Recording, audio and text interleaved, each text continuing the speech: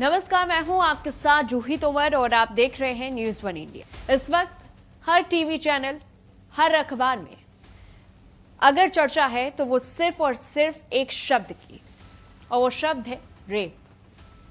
कभी अस्पताल में, कभी घर में, तो कभी स्कूल में। न महिलाएं सुरक्षित हैं और न बच्चियां। आखिर करें तो करें क्या?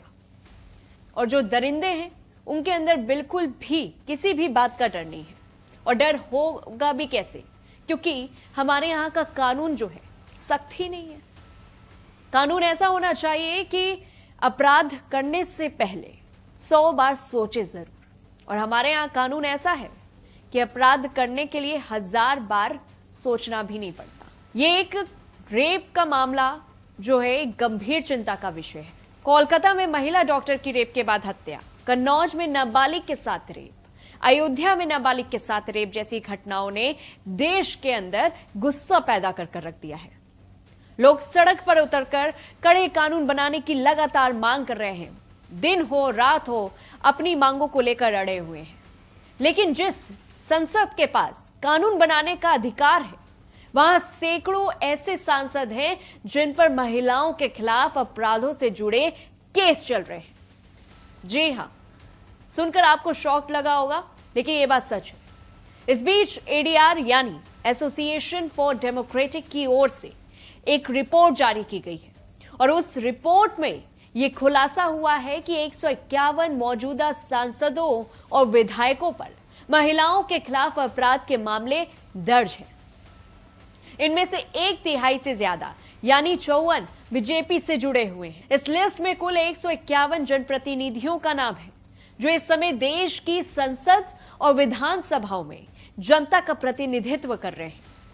एडीआर के मुताबिक इस रिपोर्ट को तैयार करने के लिए 28 राज्यों और 8 केंद्र शासित प्रदेशों में से वर्तमान में 776 में से 755 सांसदों और 4033 में से 3948 वर्तमान विधायकों के एफिडेविट का विश्लेषण किया गया है, जो इन विधायक या सांसदों द्वारा चुनाव लड़ते वक्त नामांकन भरते समय दिया जाता है।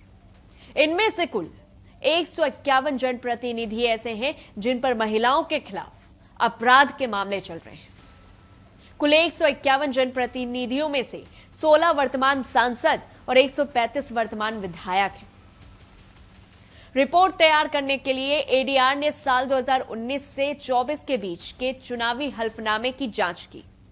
चुनाव आयोग में दाखिल 4693 में से 4809 हल्फनामों की पड़ताल के बाद बनाई गई रिपोर्ट से यह पता चलता है कि बीजेपी के कुल 54 मौजूदा सांसदों और विधायकों पर महिलाओं के खिलाफ अपराध के मामले चल रहे हैं। इसके बाद कांग्रेस के 23 और तेलुगु देशम पार्टी के 17 सांसदों और विधायकों पर ऐसे केस दर्ज हैं। बीजेपी और कांग्रेस दोनों के 5-5 जनप्रतिनिधि रेप के आरोपी हैं। आम आदमी पार्टी, बीएसपी, एआईयूडीएफ, टीएमसी और टीडीपी के एक सांसद या विधायक पर बलात्कार के आरोप हैं। तो भी नेता बन जाते हैं, तो भी कुर्सी थमाई जाती है। रिपोर्ट के अनुसार पश्चिम बंगाल 25 मामलों के साथ उन राज्यों में सबसे आगे है जहां महिलाओं के खिलाफ अपराधों से संबंधित मामलों की घोषणा करने वाले मौजूदा सांसदों और विधायकों की संख्या सबसे ज्यादा है।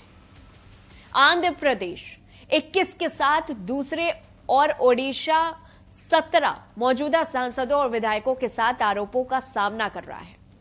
151 में से 16 मौजूदा सांसद विधायक ने बलात्कार से संबंधित मामलों की घोषणा की है, जिनमें से 2 मौजूदा सांसद हैं और 14 मौजूदा विधायक।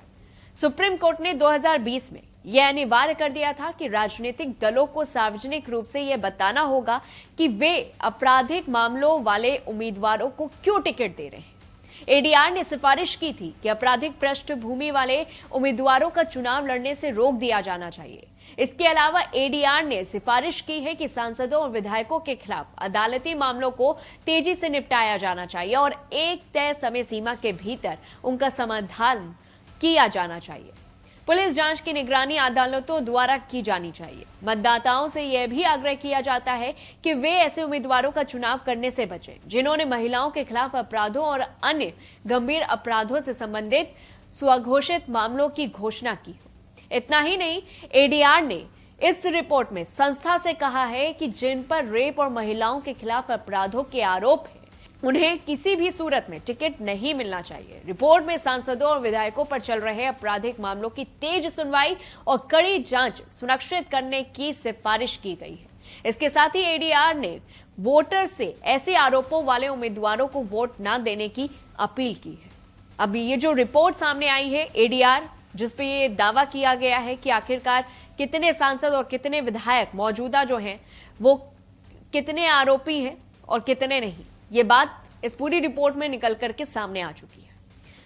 अब आपको फैसला लेना है किसको वोट देना है और किसे नहीं। इस पूरी रिपोर्ट को लेकर के आपकी क्या कुछ राय है, हमें कमेंट बॉक्स में बताइए। तब तक के लिए देखते रहिए न्यूज़ 1 इंडिया।